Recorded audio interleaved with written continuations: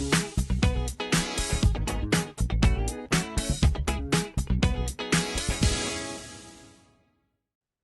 Everyone, आज हम करने जा रहे हैं क्वाड्रिलेटरल। एंड क्वाड्रिलेटरल में हम सीखेंगे कि किस तरीके से क्वाड्रिलेटरल से जुड़े हुए क्वेश्चंस हम इजी वे में कर सकें। तो चलिए शुरू करते हैं।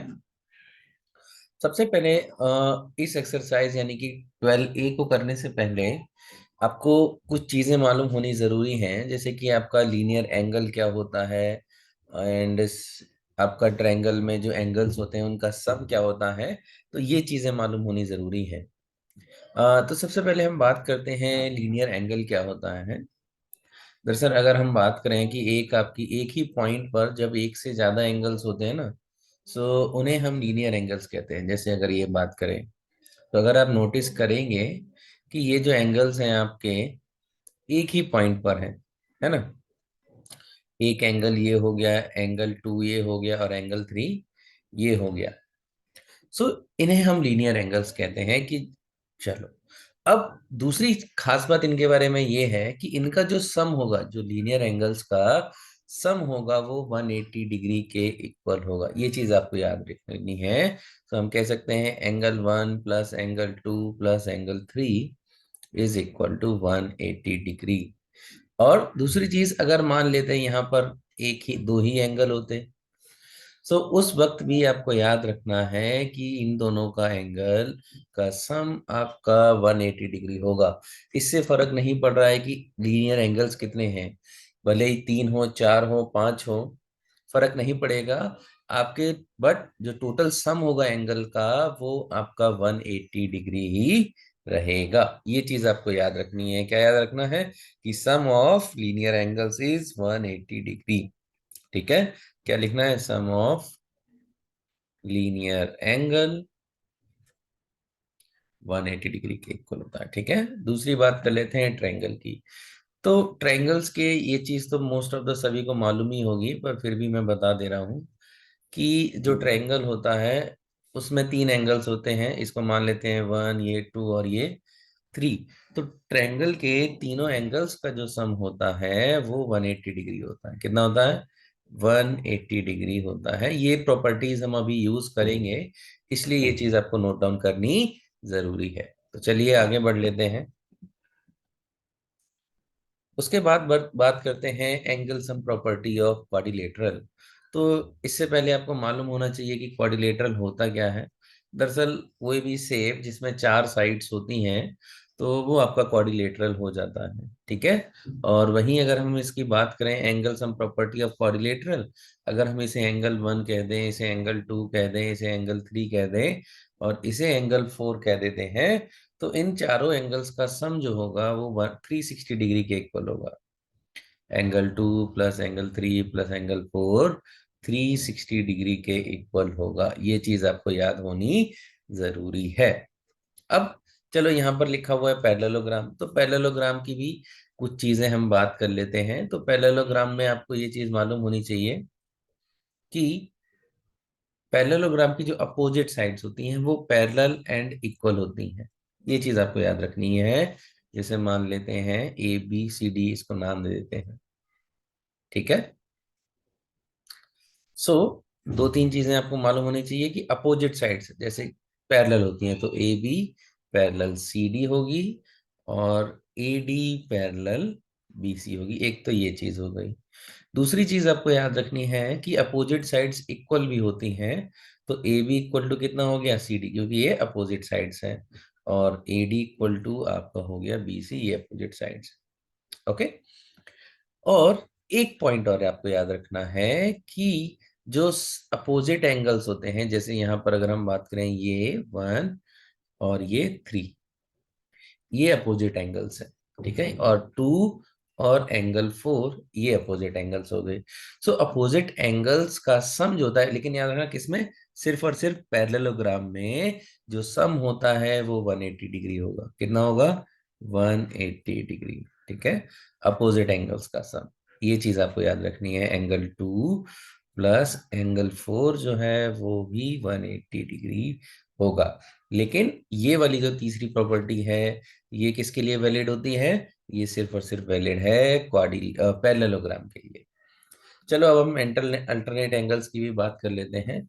तो जब हम अल्टरनेट एंगल्स की बात कर रहे हैं तो आपको ये चीज मालूम होनी चाहिए कि आपकी जब भी पैरेलल लाइंस होंगी, जब भी पैरेलल लाइंस होंगी, तो कुछ इस तरीके से अगर हम ये ड्रॉ करें, ठीक है, इनको नाम दे देते हैं ए बी और ये सी डी। तो ए बी और सी डी पैरेलल लाइंस हैं। सो इनके बीच में अगर हम देखें एंगल ये वाला, ये और ये एंगल, इस एंगल को और इस एंगल को हम अल्टरनेट एंगल्स बोलते हैं। क्या बोलेंगे? Alternate angles. अब अगर ये अल्टरनेट एंगल्स पैरेलल लाइंस में होंगे तो ये इक्वल होंगे, ठीक है। सो पैरेलल लाइंस के अल्टरनेट एंगल्स कैसे होंगे? इक्वल होंगे। ये चीज आपको याद रख लेनी है, ठीक है। तो चलिए अब हम क्वेश्चन सॉल्व कर लेते हैं, ठीक है। तो सबसे पहले क्वेश्चन को देख लेते हैं। क्वेश्चन वन ये कह रहा है कि ratio between the angles of quadrilateral is 4:5 4:5:7:8. Find the angles of quadrilateral. तो एक चीज याद रखो, जब भी आपके रेशियो के क्वेश्चंस आते हैं, मैंने पहले भी ये चीज समझाई है जब हम रेशियो वाला चैप्टर कर रहे थे, और अभी भी समझा रहा हूं कि जब भी रेशियो वाले क्वेश्चंस आएंगे तो आपको क्या करना है? कॉमन फैक्टर एक्स ले लेना है। क्या ले लेना है? कॉमन फैक्टर एक्स, ठीक है। जैसे ही आप कॉमन फैक्टर एक्स ले लेंगे तो जो एक एंगल आपका जैसे 4:5:7:8 दिया हुआ है ना रेशियो, तो यहां पर आपका फर्स्ट एंगल मान क्या हो जाएगा? आपका 4x, सेकेंड एंगल आपका हो जाएगा 5x, थर्ड एंगल हो जाएगा आपका 7x, एंड फोर्थ एंगल हो जाएगा, फोर्थ एंगल कितना हो जाएगा आपका? 8x, क्योंकि उसमें गिवन है ना रेशियो। बस आपको कॉमन फैक्टर x लेके उनके साथ मल्टीप्लाई कर देंगे तो वो चीज देंगे। ओके, अब याद करो मैंने स्टार्टिंग में आपको बताया था कि क्वाड्रिलेटरल के जो चारों एंगल का सम होता है वो 360 डिग्री होता है, ठीक है। तो हम कह सकते हैं angle 1 plus angle 2 plus angle 3 plus angle 4 आपका 360 डिग्री के इक्वल है। अब यहाँ पर 1 की वैल्यू देखें तो 4x है, 2 की वैल्यू देखें तो 5x है, और 3 की वैल्यू देखें तो 7x है, एंड 4 की वैल्यू देखें तो 8x। आप इन्हें जो ऐड कर दो तो कितना आ जाएगा देख लेते हैं। 4 + 5 9, 9 × 7 16, 16 और 8 24x, 24x आ गया 360 डिग्री। अब x की वैल्यू निकालनी है तो कोई बात नहीं, 360 और ये मल्टीप्लाई में था तो नीचे डिवाइड हो जाएगा। तो 12×3 = 36, 12×2 = 24। सो x का वैल्यू आ गया आपका 15 डिग्री। लेकिन आपको तो एंगल्स की वैल्यू निकालनी है, तो फर्स्ट एंगल कितना हो जाएगा? 15, 4 × x कितना है? 15, तो 60 डिग्री आ गया आपका। इसी तरीके से दूसरा एंगल कितना है? 5x है, सो 5 × 15, 15 75। उसी के बाद 7x की बात करें तो 7 × 15, 15 × 7 105। और 8x की बात करते हैं तो 8 × 15, 15 × 8 120। ये आपका आंसर आ गया, ठीक है। तो ये आपके आंसर है क्वेश्चन नंबर 1 के। तो अब सॉल्व कर लेते हैं क्वेश्चन नंबर 2।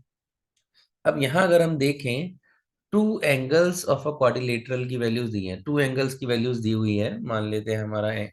एंड दूसरा क्या दिया हुआ? Other two angles are in ratio 3:5। Find the third and the fourth angle. ठीक है, तो सिंपल सा है। हम वही मैंने क्या कहा, रेशियो लेना है तो आपको कॉमन फैक्टर लेना पड़ेगा। गिवन है तो कॉमन फैक्टर हमारा कितना हो गया? x, ठीक है। अब जैसे ही ये x आया है, आपको क्या करना है?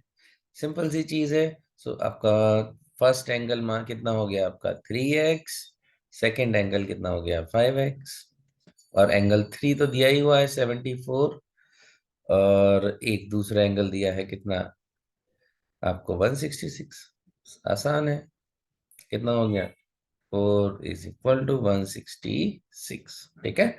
सो फिर से हम एंगल सम प्रॉपर्टी यूज करेंगे तो क्या आएगा? Angle 1 plus angle 2 plus angle 3 plus angle 4 कितना होगा? 360 डिग्री के इक्वल। तो वैल्यूज डालो, 3x plus 5x plus 74 plus 166 equal to 360। ये हो गया। अब सॉल्व करो, 5 और 3 8x होता है, और इसको सॉल्व करेंगे, 6 और 4 10, 7 6 13 और 1 14, 1 और 1 40। ये हो गया 360। तो 8x कितना हो गया, उधर लेके जाओ, 360, ये प्लस में था तो दूसरी साइड जाके माइनस हो जाएगा, करो कितना आएगा, 120। x कितना हो जाएगा, 120 डिवाइड बाई 8, 4 तिया 12, 4 दूनी 8, यानी कि यहाँ पर भी x आपका 15 आ गया। ठीक है। सो इस तरीके से आपका फर्स्ट एंगल कितना आ गया, 3 × 15 दैट इज 45, और सेकेंड एंगल कितना हो गया, 5 × 15 बना 75। तो ये हो गया 75 डिग्री सेल्सियस। ठीक है। तो ये हो गया आपका क्वेश्चन नंबर 2। अब बात करते हैं क्वेश्चन नंबर 3 की। Two angles of a quadrilateral measure 63 and आपका जो है 157। दो एंगल्स दिए हैं, other two angles are equal. तो सिंपल सी चीज है, दोनों इक्वल हैं, तो वो मान लेते हैं x। ठीक है। So find measure of each equal angle, so यानी कि x की वैल्यू निकालनी है, तो हम मान लेते हैं हमारा एंगल 1 आपका x हो गया, एंगल 2 भी x हो गया, एंगल 3 की बात करें 63 है, एंगल 4 की बात करें 157 डिग्री है। सो फिर से वही एंगल सम प्रॉपर्टी, क्या होता है इनका सम, इनका सम जो होता है आपका 360 डिग्री के इक्वल होता है, तो हमने यहाँ लिख दिया। वैल्यूज डालो, x plus 63 plus 157 equal to 360। Solve करो, 2x, 7 3 10, 6 5 11 और 1 12, 1 और 1 220 आ गया। चलो x इज इक्वल टू कितना हो जाएगा, ये प्लस में था तो उधर जाके माइनस में हो जाएगा, 360 माइनस 220 डिवाइडेड बाई आपका 2। क्योंकि यहाँ ये मल्टीप्लाई में था तो नीचे आके डिवाइड। 0 6 में से 4 गई 2, 3 में से 2 गई 140, यानी कि 70 डिग्री, यानी कि जो x आएगा एंगल 1 और एंगल 2 आपका है 70 डिग्री। क्वेश्चन 4 की बात कर लेते हैं। तो क्वेश्चन 4 में देखें अगर, that in a parallelogram, parallelogram दिया है तो पहले ड्रॉ कर लेते हैं हम पैरेललोग्राम। ये चलो, ये पैरेललोग्राम हो गया। साइड्स दे रखी हैं आपकी ए बी सी डी। ठीक है। Find the length of each side of a parallelogram. आपको हर एक साइड की जो है वैल्यू निकालनी है। तो यहाँ पर जो मैंने आपको एक चीज बताई थी कि अगर कोई पैरेललोग्राम होता है तो उसकी जो अपोजिट साइड्स होंगी वो इक्वल होंगी। अगर हम देखें यहाँ ए बी की अपोजिट साइड कौन सी है, ए बी ए रहा, तो ए बी की अपोजिट साइड सी डी है, तो सी डी के साथ इसको इक्वल करना पड़ेगा। सो क्योंकि ये पैरेललोग्राम है, so A B equal to C D. तो वैल्यूज रखो, 5x - 4 किसके इक्वल हो जाएगा, 3x प्लस 6 के। अब बस रीअरेंज करो, क्योंकि हमें x की वैल्यू निकालनी है, तो x का वेरिएबल x की तरफ और बाकी दूसरी तरफ। तो ये प्लस में उधर जाके माइनस हो जाएगा, 5x - 3x is equal to 6 + 4, सो 10 हो गया 2x। तो x कितना हो गया आपका 5। ठीक है। अब x की वैल्यू 5 आई है, आपको ए बी की भी तो वैल्यू निकालनी है ना। तो बस ए बी की वैल्यू कितनी हो जाएगी, ए बी आपको पता है कितना है, 5x - 4 है। सो 5 की x की जगह 5 रखो, तो 5 5 = 25 - 4 21। सो ए बी आपका 21 आया, तो सी डी भी 21 होगा। ठीक है, क्योंकि ये पैरेललोग्राम है। अब चलो दूसरा पार्ट, अब दूसरी साइड्स भी निकालनी है हमें। तो यहाँ AD दिया हुआ है, आपको क्या दिया है, AD। चल कोई बात नहीं, हम AD की बात कर लेते हैं। तो AD और BC आपकी इक्वल होंगी, क्योंकि ये तो है तो पैरेललोग्राम ही। सो AD यहाँ पर वैल्यूज रखते हैं हम, 2y + 3 इक्वल टू 3y - 5। ठीक है, रीअरेंज करते हैं। सो 3y - 2y हो जाएगा इक्वल टू, ये उधर गया 3 + 5 8।